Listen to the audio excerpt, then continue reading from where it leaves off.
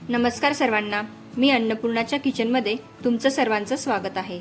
आज आपण इथे पौष्टिक असे नाचणी आणि मखाना लाडू कसे करायचे ते बघणार आहोत। तुम्हाला इथे मी एक लाडू फोडूनही दाखवते। अगदी मस्त असे लाडू हे आपले इथे तयार झालेले आहेत। तुपाचं आणि गुळाचं योग्य प्रमाण इथे मी तुम्हाला सांगणार आहे, तर व्हिडिओ स्किप न करता पूर्णपणे बघत राहा। चला तर मग रेसिपीला सुरुवात करूयात। नाचणीचे लाडू करण्यासाठी मी ह्या बाउलचा वापर केलेला आहे मेजरमेंटसाठी। इथे मी 2 बाउल नाचणीचं पीठ वापरलेलं आहे, 1 बाउल मखाना घेतलेला आहे, अर्धी वाटी खोबरं घेतलेलं आहे, 1 फुल बाउल भरून किसलेला गूळ घेतलेला आहे। तुम्हाला जर जास्त गोड आवडत असेल तर थोडासा गूळ अजून वाढवला तरीही चालेल। आणि ड्रायफ्रुट्सही तुम्ही तुमच्या आवडीने कमी जास्त करू शकता। आणि तूप जवळजवळ इथे पाऊण बाउल तूप लागलेलं आहे। चला तर मग रेसिपीला सुरुवात करूयात।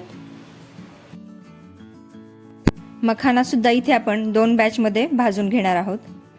मखाना थोडेसे गरम करून घेतले म्हणजे ते छान कुरकुरीत होतात आणि ह्या लाडूमध्ये मखाना घातला म्हणजे ते डबल हेल्दी होतात।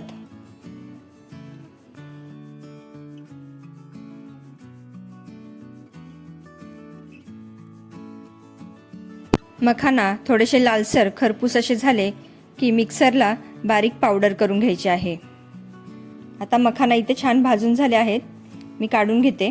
याचप्रमाणे उरलेले मखानाही भाजून घेतलेले आहेत। त्याच्यानंतर थोडे काजू आणि थोडे बदाम तेही आपल्याला रोस्ट करून घ्यायचे आहे। तूप अगदी थोडंसं घालायचं आहे। काजू बदाम थोडेसे भाजून झाल्यानंतर काढून घ्यायचे आहेत।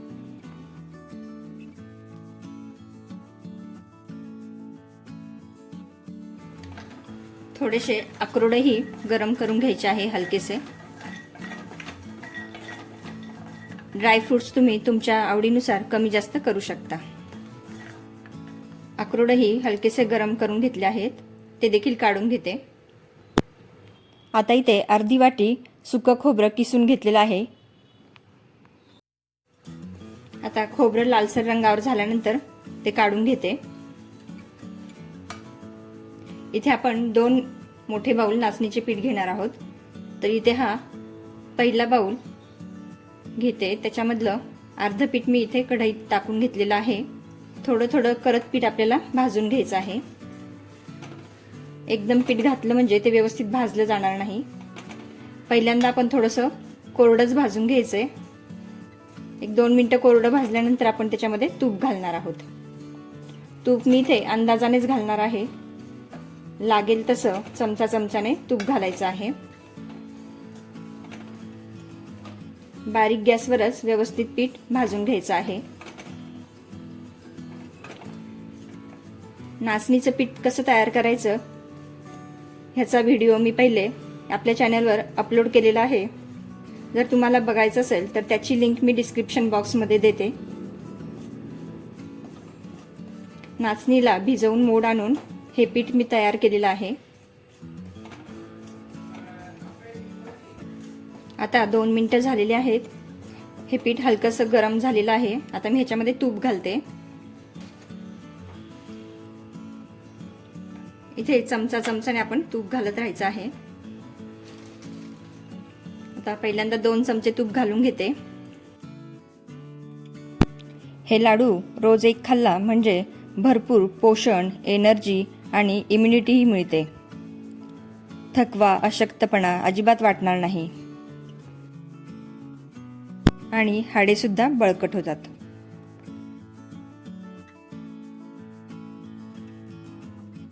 आणखी 1 चमचा तूप घालते।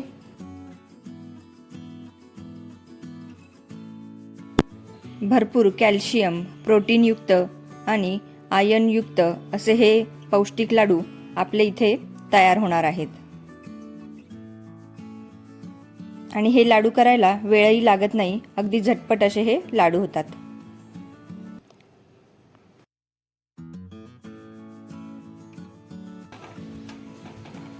तूप घातलं म्हणजे खमंग असं पीठ भाजलं जातं। तुम्हाला जर ह्याच्यामध्ये बाकीची पीठ ऍड करायची तरी करू शकता, गव्हाचं पीठ ऍड करायचं तरी करू शकता। किंवा थोडासा रवा भाजून तोही ॲड करू शकता. ह्याच्यामध्ये आपण साखरेचा वापर करणार नाही, त्याच्यामुळे हे लाडू अगदीच आपले पौष्टिक होणार आहेत. अगदी एनर्जी बूस्टर असे हे लाडू आहेत. एक लाडू सकाळी खाल्ला म्हणजे एनर्जी भरपूर काळ टिकून राहते. लहान मुलांना छोट्याशा भुकेसाठी हा लाडू अगदी उत्तम पर्याय आहे. आता जवळजवळ 5 मिनिटं बारीक गॅसवर मी हे पीठ भाजून घेतलेलं आहे. आता हे पीठ काढून घेते आणि उरलेलं पीठही याच पद्धतीने भाजून घेते.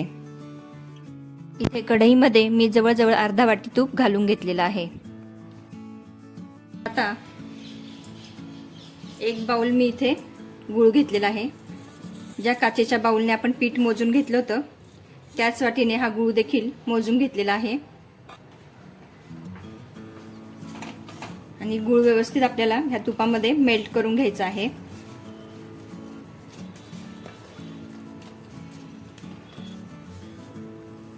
तूप लागल्यास वरून आपण घालू शकतो, पण जास्त व्हायला नको. जास्त तूप झालं की लाडू खाली बसतील. काही जण ह्याच्यामध्ये 2 ते 3 चमचे पाण्याचाही वापर करतात गूळ वितळण्यासाठी, परंतु मी इथे पाण्याचा वापर केलेला नाही. पाण्याचा वापर केला म्हणजे खराब होण्याची लवकर शक्यता असते. त्यामुळे असं तुपामध्ये गूळ वितळून घेतला म्हणजे लाडूही भरपूर काळ टिकतात आणि खराब होण्याचे चान्सेस कमी असतात. गूळ पूर्णपणे वितळेपर्यंत आपल्याला सतत हलवत राहायचं आहे, नाहीतर गूळ खाली चिटकण्याची शक्यता असते. तुम्हाला जर ह्या लाडूमध्ये पिठी साखर घालायची असेल तर पिठी साखरही घालू शकता, पण साखरेपेक्षा गूळ पौष्टिक असतो त्यामुळे शक्यतो तुम्ही गूळच घाला. इथे गूळ अगदी स्वच्छ होता, नाहीतर काही गुळामध्ये बारीक खडे असतात. तेव्हा पहिले गूळ स्वच्छ करून घ्यायचा आहे, मगच ह्याच्यामध्ये घालायचा आहे.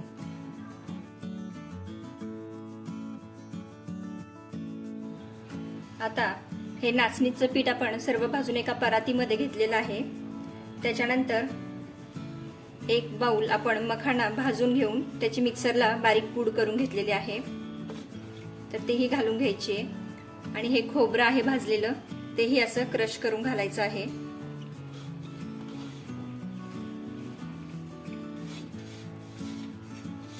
साधारणतः पाऊण बाउल हे ड्रायफ्रुट्सची पूड झालेली आहे, तर ती देखील घालून घेते.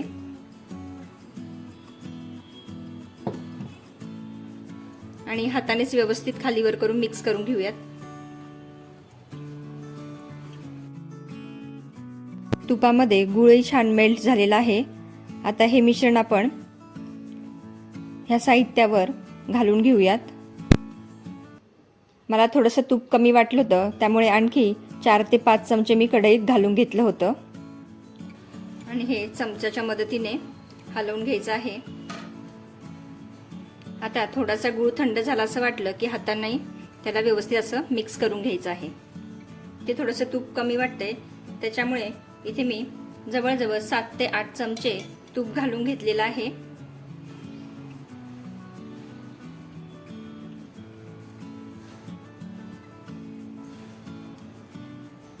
आता आपण तूप घातल्यानंतर पुन्हा एक वेळा व्यवस्थित असं चोळून घेऊन मिक्स करून घ्यायचं आहे, जेणेकरून तूप सगळीकडे व्यवस्थित लागेल.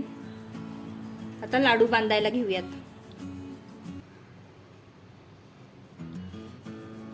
तुम्ही तुमच्या आवडीनुसार लहान मोठ्या साईजमध्ये हे लाडू बांधू शकता.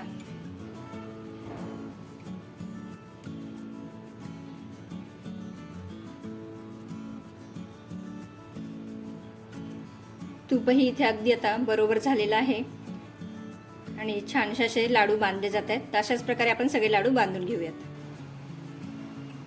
आता इथे सर्व लाडू आपले बांधून तयार झालेले आहेत. तर पौष्टिक असे नाचणी आणि मखाना लाडू तुम्ही नक्की करून बघा आणि आवडल्यास लाईक, शेअर आणि सबस्क्राईब करायला विसरू नका. आणि अजूनही बेल आयकॉनला क्लिक केलं नसेल तर बेल आयकॉनलाही क्लिक करा, जेणेकरून मी नवीन रेसिपी अपलोड करेल तर त्याचे नोटिफिकेशन तुम्हाला मिळेल. धन्यवाद.